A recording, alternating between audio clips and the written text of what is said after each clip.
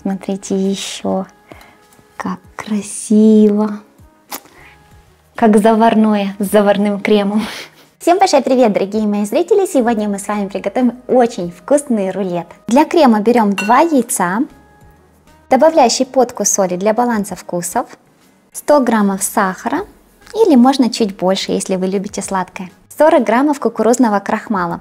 Подходит именно кукурузный, потому что он совсем не дает никакой привкус в готовом креме. Но, конечно, можно взять и картофельный, если нет кукурузного. Перемешиваем до полной однородности, чтобы не было никаких комочков и была вот такая гладкая, однородная консистенция. Вливаю сюда 500 мл молока.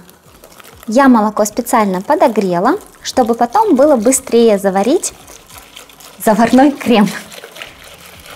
Но можно молоко не подогревать, просто тогда вы будете намного дольше стоять и перемешивать крем заварной, пока он у вас закипит. А когда молоко горячее, весь процесс идет быстрее. И важный момент, постепенно добавляйте горячее молоко, чтобы яйца у вас не свернулись, и постоянно перемешивайте. Переливаю эту массу в кастрюлю и теперь постоянно помешивая, начинаем заваривать крем до того момента, как он закипит. Смотрите, постоянно перемешиваю. Сначала я перемешивала лопаткой, теперь венчиком.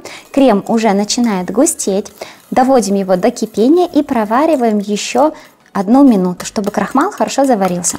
Чтобы крем быстрее остыл, я перекладываю его в другую миску. Добавляю сюда 10 граммов ванильного сахара для аромата. Также добавляем 70 граммов сливочного масла жирностью 82%. И все вместе хорошо перемешиваем. Наш заварной крем готов. Теперь ему нужно остыть. Если вы хотите, чтобы дело шло быстрее, то просто периодически подходите к нему и перемешивайте. А если у вас есть время, то просто накройте его пищевой пленкой в контакт и оставьте до полного остывания. При остывании он будет становиться все гуще и гуще. Тесто у нас вообще простейшее. Для него берем 4 яйца, добавляем 1/4 часть чайной ложки соли, 2 столовые ложки сахара, чайную ложку ванильного сахара или 5 граммов, 180 граммов пшеничной муки высшего сорта. Здесь у меня 400 мл молока, я добавляю 30 граммов сливочного масла. Вместо сливочного масла вы можете добавить 2 столовые ложки растительного масла без запаха. И теперь, чтобы сливочное масло у нас растаяло, я подогрею буквально немножко до теплого состояния. Теперь добавим немного молока, чтобы нам проще было перемешать. И делаем как тесто для блинчиков. Сначала перемешиваем в вот таком вот густом состоянии, чтобы у нас не было комочков. И вот когда тесто стало таким гладким и однородным, добавляем сюда все оставшееся молоко со сливочным маслом. Тесто получается достаточно жидким. Прогреваем духовку до температуры 190 градусов. У меня стандартный противень размером 30 см на 40 см. Его нужно выстелить пергаментом, чтобы они заходили на стенки. Если вы будете использовать 2 листа пергамента, то этот нижний слой хорошо смажьте растительным маслом, чтобы верхний слой приклеился и тесто не затекло у нас под пергамент. Тесто перемешаем перед тем, как вылить, и выливаем его вот так вот на пергамент. Ставим выпекаться на 25 минут. Верхний и нижний нагрев без конвекции. Температура 190 градусов.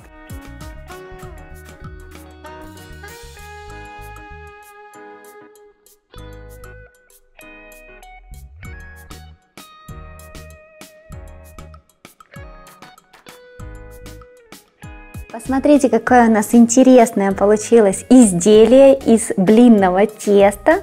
Очень симпатично и оригинально. Когда тесто немного остыло, перекладываем его на поверхность и сейчас снимем пергамент. Перекладываем, посмотрите, хочу вам показать, он совсем не пристал, тоже такой красивый и румяный снизу. И теперь, чтобы его не порвать, я вот так просто подкладываю решетку и перетягиваю.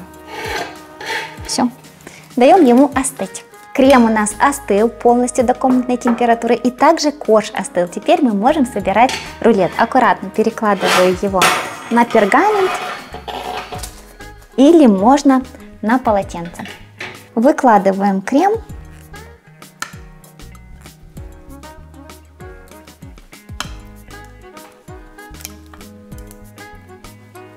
Распределяю равномерно. Вот к этому краю оставляю совсем немножко крема, чтобы у нас при сворачивании он не вылез, но при этом, чтобы и край закрепился. Из такого теста я уже готовила. Рецепт называется выпрыгивающий блинчик или Dutch Baby, датская крошка. Очень интересный рецепт на завтрак. Обязательно перейдите, посмотрите по ссылке. Получается неожиданно вкусно. В принципе, это то же самое тесто, поэтому мы знаем, что будет очень-очень вкусно. Аккуратно сворачиваем.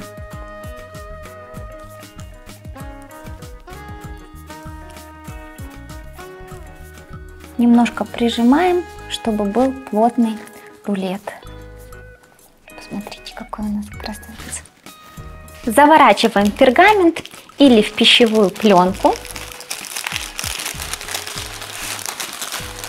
и оставляем вот так вот швом вниз, чтобы он у нас хорошо зафиксировался. Края зафиксировали тоже и ставим в холодильник хотя бы на 2-3 часа, чтобы он у нас стабилизировался. У меня рулет был в холодильнике 3 часа, вы можете его оставить даже на ночь, он еще лучше стабилизируется. Теперь его аккуратно раскрываю так, и перекладываю на блюдо для подачи. Посмотрите, какой он красивый и отлично держит форму. Сверху посыпаю сахарной пудрой.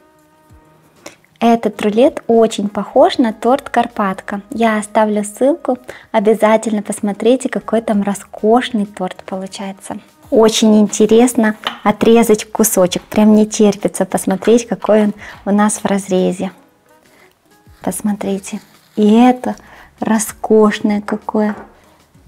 И здесь какой красивый. Еще один кусочек сейчас отрежу, подождите. Я уверена, вам тоже интересно смотреть разрез так же, как и мне. Смотрите еще, как красиво. Как заварное, с заварным кремом. Ну что ж, давайте кусочек сейчас отрежем. Такой у нас замечательный рулетик с заварным кремом.